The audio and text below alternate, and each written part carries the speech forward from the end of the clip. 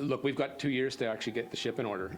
It's a bit of a mess, and it's time to rein it in. After months of consideration, the federal government is cutting the number of study permits for international students.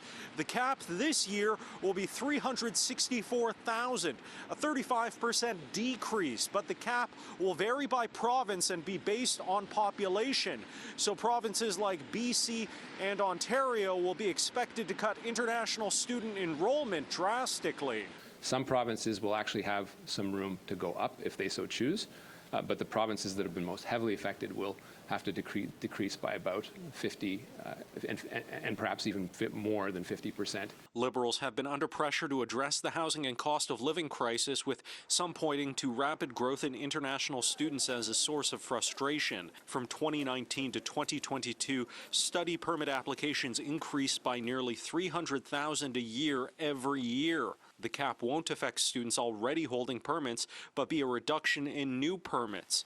Immigration Minister Mark Miller says it's not an attack on students, but unethical schools. You know, most Canadians didn't even know there was an international student program 8 years ago because it was so peaceful. But Conservative leader Pierre Poilievre says this is a problem of the Liberals' own making, saying the file was botched on Justin Trudeau's watch. That is a federal responsibility. He and Sean Fraser granted the study permits for tens of thousands of students to come and go to fake colleges that the Liberal government now admits were, quote, puppy mills.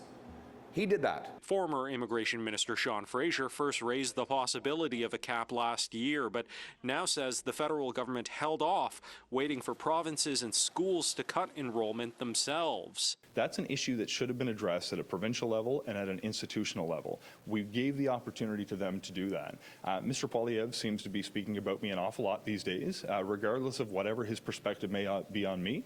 My perspective is that I have an important job to do. It's to build more homes so we can address a national housing crisis. In Ottawa, Xiaoli Li, City News.